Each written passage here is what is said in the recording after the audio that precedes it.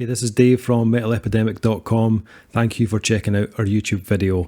Please feel free to hit the subscribe button below if you like this type of content, and we hope you enjoy the review.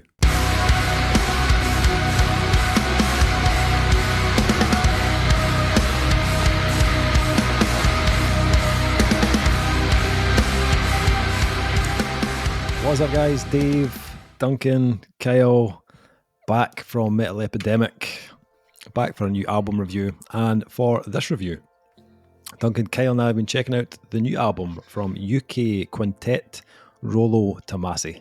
The band's new album, Where Myth Becomes Memory, will be released on February 4th via MNRK. So, Rolo Tomassi, active since around 2005, and Where Myth Becomes Memory will be the band's 6th studio album. The new album serves as the final part in an unintended trilogy that began with 2015's Grievances and continued with 2018's Time Will Die and Love Will Bury It, the most critically acclaimed album of the band's career up to now. Where Myth Becomes Memory was recorded and produced by Lewis Johns at the Ranch Production House. And let's before we even go into the album, I think we just need to start right there. Let's just have a little second just to think about that goddamn production on this album. You know, we've said it before, how much we admire the work of Lewis Johns. On previous reviews, we've talked about it before. Mm-hmm. He has outdone himself on this one. Aye. It's the mixing of instruments to the levels that they're done, where everything is crystal clear. I mean, to the point, every nuance. Yeah. Like, I'm fairly sure in one of these songs here, there's a piano part being played, and I think I can hear the guy's chair squeak. That's how good. That's how good the production is. Like, it's in fucking scene. It's just like, I've been talking about this kind of offline with Dave in between these recordings at cinema visits, where there's just like certain bands are like you are universally, like Rolo Tomassi have been on the go for ages, so they're just like, from my perspective, they're a known quantity. And then you hear them with a bigger label push, with a better producer, with clearly more time to craft their stuff, and then you hear it, you're like that. I mean, I don't even know if I never doubted that they had this in them, ever, but like, I've been all over social media saying like that, you know, this is the band in the big leagues, and it kind of feels like it ain't nothing but a thing to them. Some bands, when they get that big push, you know, the album comes out, it's like, so is that the foot we're going out the door with? Okay then. But this one, it just feels so fucking effortless and so fucking confident. And it's bolstered by that production. You can have the best songs in the world, but if they're recorded like shit, they'll sound like shit. True statement. One of the best metal productions I've heard in a long time. I think I'd go out and say it's one of the best metal productions I've heard ever. Ooh. It is. I have a lot of, I had a lot of thoughts, and I've boiled it down to that one statement. Kyle, I think you did say this was one of your most anticipated release. It was, yeah. Of 2022. Yeah. We did our video at the end of last year. So I'm going to let you take the floor, Kyle. I'm going to let you go first. What did you make of this album? You'd obviously reacted to some of the songs before, but what did you think of the full release? Well, like I said in the thing, I don't know why I've been sleeping on this band for as long as I had. I had heard the name, I just never decided to get into them or check them out for some reason, and now I regret all of my life choices since 2005 when the band began. Why the fuck have I not been into this band? This album, I don't know. I don't know what genre they are telling us this is, but I'm here for it. I'm fucking in love with this album. It is absolutely, it blew me the fuck away. I don't know. The voice, Ever's voice, it gives me chills, both when she's singing clean and dirty. Like when she's doing the whole, just all of it. And I'm like, how is that possible? No one's voice does that to me, except for this one. So, great. Yeah. And the mixing and they do this ridiculously heavy syncopated stuff that just makes me go, fuck yeah. And then before that, they've gone and done some actual beautiful music. It's like, there's nothing else to call it. It's really like actually beautiful. It's really nice to listen to. It's just smooth and great. And then they're just like, we're going to mash those two together and it's going to be effortless. And I'm like, all right, you do that. What? How? And I have to listen to the album 70 times to try and figure it out. And I've still no closer. But I've listened to the album a whole bunch, so that's pretty good. I don't know. It starts with the first song. It sets the stage for the whole album so well. It's like that first track is like, this is what you're getting into. It's got guitar, piano, ethereal synths, beautiful voices, not so beautiful voices, all goes together really well. And then they just top it up. Track 3 comes in with Drip, and that song just rips, just fucking rips. It's all the way through. Just it starts with this one beat, and then they bring in another beat, and then they do something else, and that's when I started to like actually rise from my chair. I don't know what it is about this album, but everyone is just on top of their fucking game. Every single one of them. You can hear it from the drums, the guitars, the bass tone. The bass is just like, you can hear it, and it's so deep and punching, and I just love it. And again, the vocals are just...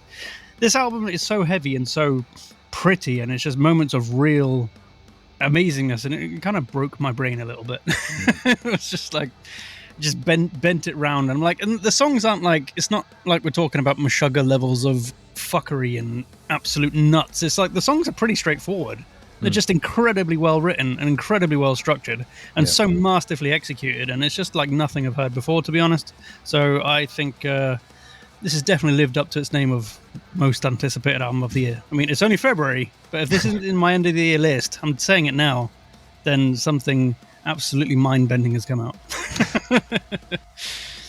So yeah, I thought it was right. Yeah. Nice. Duncan, how about yourself?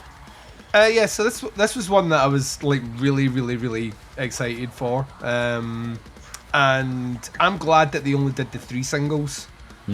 You know what I mean, because the beauty of the 3 singles they did is that not one of them sounded alike, and I actually think they encapsulate the sound of the album really fucking well. Like you get a really good idea right across the board of what you're going to get in terms of the moments of light, darkness, heaviness, and beauty.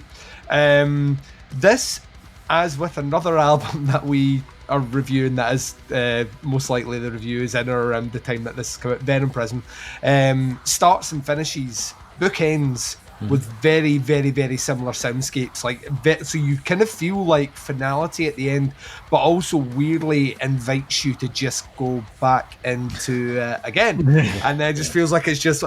I think balance is a hard thing to find when there's a great filmic analogy about any genre that you do that tries to incorporate comedy, right? So if you're doing a drama and you're doing a drama comedy or a dramedy, as they call it in the biz, Dave, the difficulty is that you have to find the balancing act, because everything in your fibre wants a perfect 50-50 marriage. Because if it's too much drama, it's not really a comedy, and if it's too much comedy, it's not really a drama. So to find that balance is very difficult. To do what Rolo Tomassi has done in taking like beautiful soundscapes, and I can't stress that enough. When you're listening to track 8, which is Stumbling, it's about like and this is a Scottish measurement, a ball hair of sounding like it could be on either like an Agnes Obel or like even an Enya fucking record. Is that beautiful, that clean, that airy, that whispered, that measured. And then on the other side of that, there are sections in tracks like Drip, for example, which wouldn't sound out of place on a fucking Arch Enemy release. It's like, it's these extremes. And the difficulty is finding the balance where you're not called out for being a sellout because it's too singy, or, you know, like you're so heavy that you should have done more melody, we can't package this album. And somehow they've got it. There are songs on this album, when you listen to something like Labyrinthine, when you listen to that, it's, you know, it's predominantly aimed towards the heavy, as is Prescience as well. You're definitely heading towards the heavier side of their sound, a lot less melody. But then you have tracks like Cloaked, Mural Rain, or even The End of Eternity, which is the final track, where they lean more comfortably into that melody, and it works as well. The keys on this are fucking great. Like, this is, ladies and gentlemen, this is 2022. This is how you do keyboards. This is how you do them.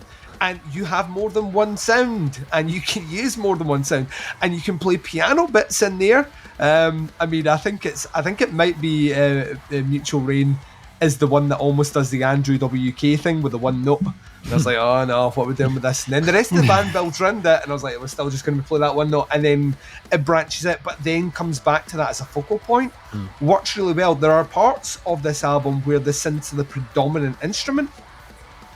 But never too loud in the mix. Yeah. Like, you can still make out everything else. They're just driving the melody when the vocals aren't there.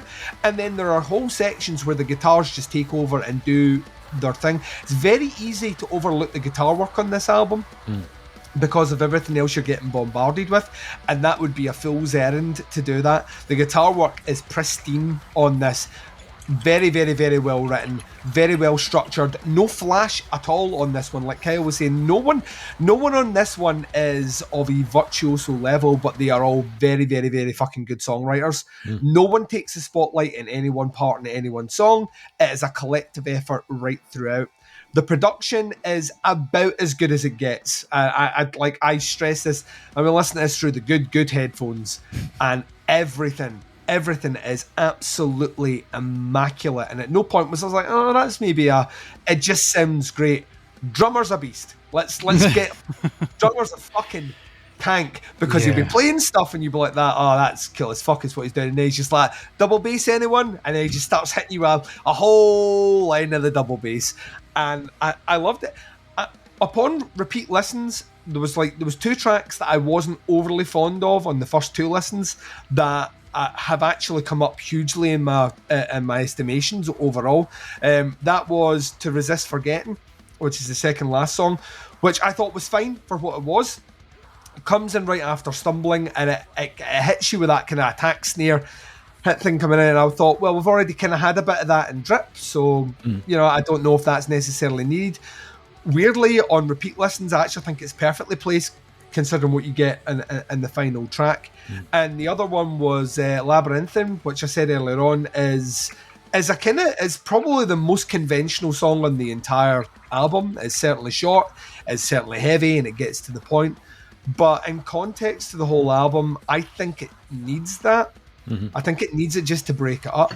If I was these guys here, I would be immensely proud to be 6 albums in, have a hardcore fan base like they do, not only in the UK but in Europe, and then I would say on the precipice of just about to release the best thing they've done. That this to me is, like I say, it's them leveling up, it's them entering the big leagues. The label they're on is a big label with fucking big stars, and they have walked in and laid down the best thing they've ever done, and it doesn't feel like it was much of a stretch for them. I just kind of felt like this was naturally, organically the next thing that was to come out. Rolo Tomassi back on the map.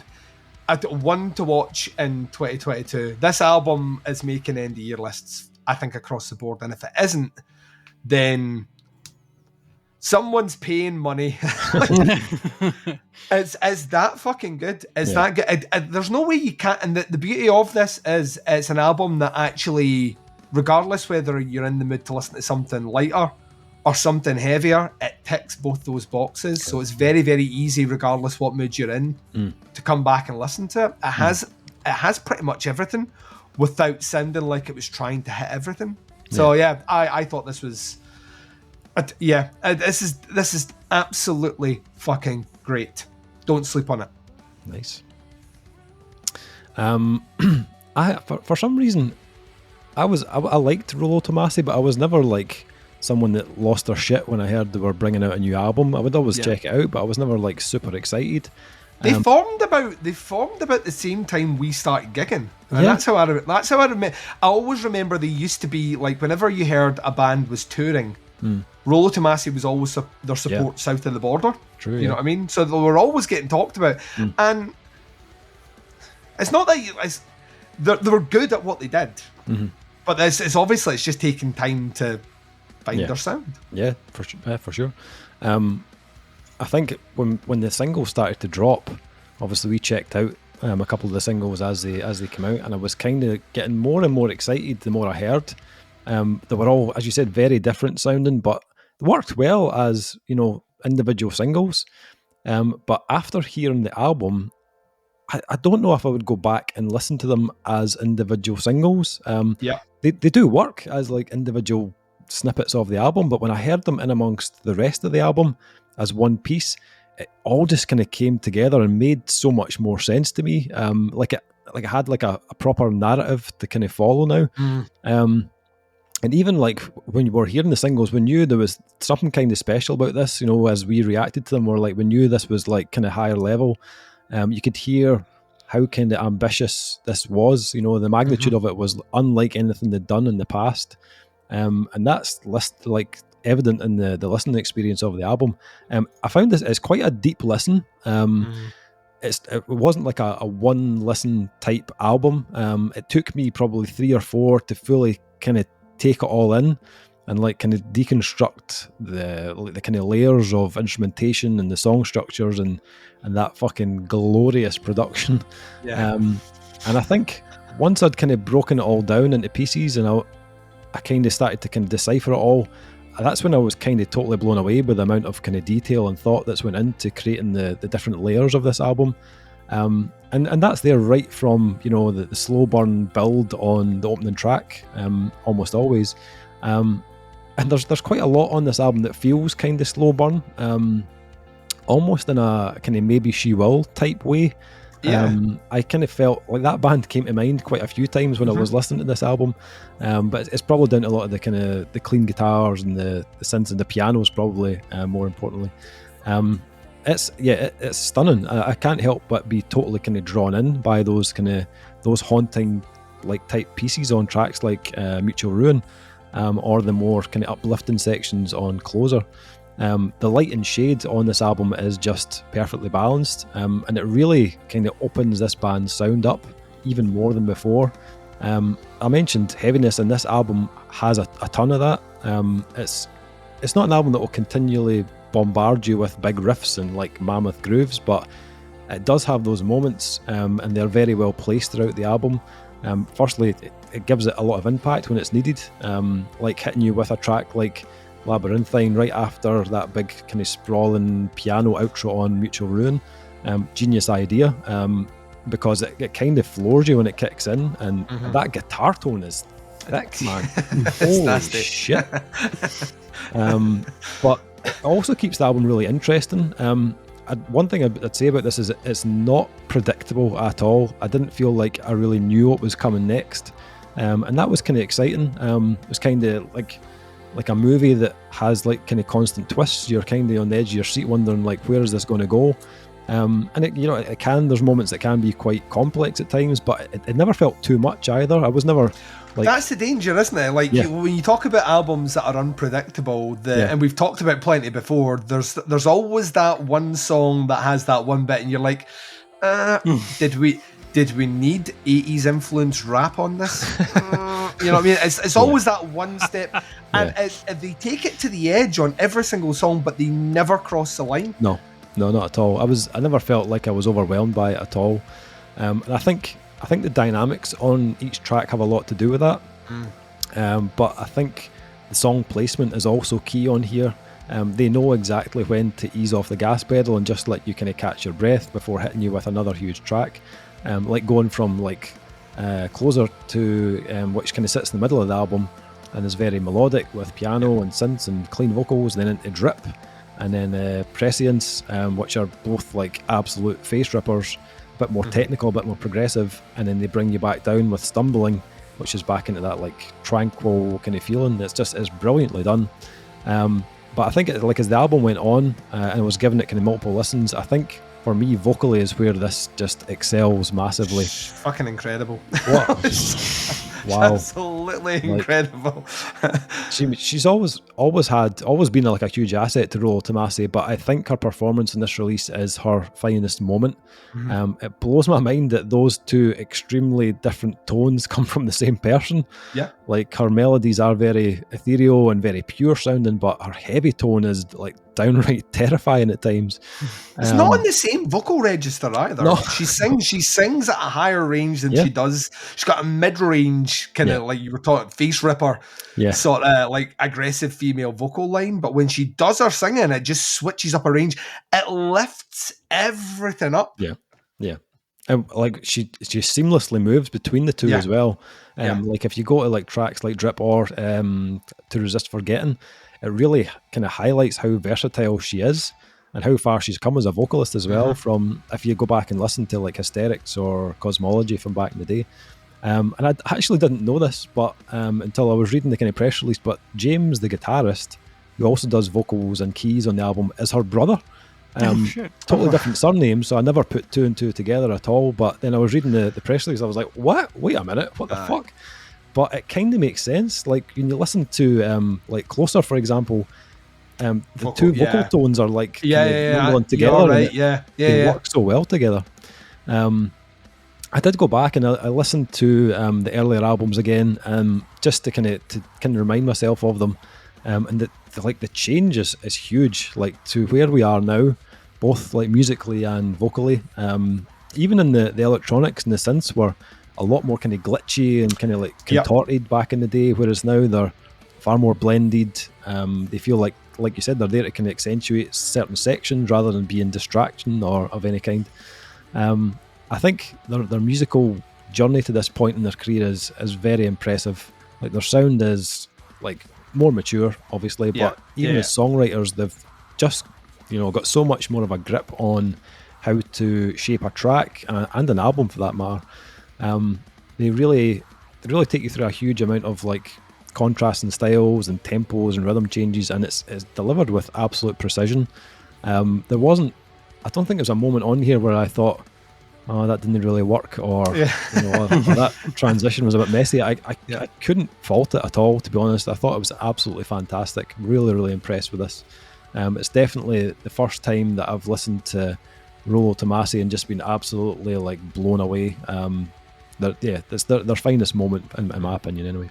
Do you not think like the UK right now is just, it's full of fucking, it's just full of killers right now. Like the amount of bands we're getting that are coming out that just seem to be hitting their peak now is fucking scary. It's absolutely scary. So like if you're involved with Download Festival or anything like that, any of those festivals out there, if I keep hearing that fucking Kiss is going to headline, like it's just pissed me off because there's so much homegrown talent that are just now hitting their sound. Sure. No fucking excuse that they're British festivals should be booking these bands in prominent places to take them to the next level. Most definitely. Okay, so ratings for this new album from Rolo Tomassi. Kyle, what is your rating for the album? I'll give you one goddamn guess what my rating is for this album. First one of the year. This isn't 2021, Duncan. Get with the times. Come on. 5 out of 5 for me. Absolutely fucking fantastic album. Nice. Yep. Duncan. Yeah, this is the very definition of a perfect album. There's not one detail on this that you would move even a little bit. This is the band not only delivering the best thing that they've ever done, but this is a band delivering it with a degree of confidence which is fucking scary. It's a 5-star album. For sure. I will join you in this trio of 5-star reviews. It is a 5 out of 5 from me as well. Absolutely perfect. I couldn't find anything to dislike about it at all. The new album from Rolo Tomassi will drop on February 4th. It's called Where Myth Becomes Memory, and it's out on MNRK. If you want to check out the band, links below to the Facebook, Bandcamp, all that sort of stuff. Check them out and let us know what you think. Once you've heard the album, drop some comments in below. That's the review. Thanks for checking it out. Much appreciated. We'll be back with a new review very soon, but until then, take care. Speak to you soon. Bye, everyone. Bye.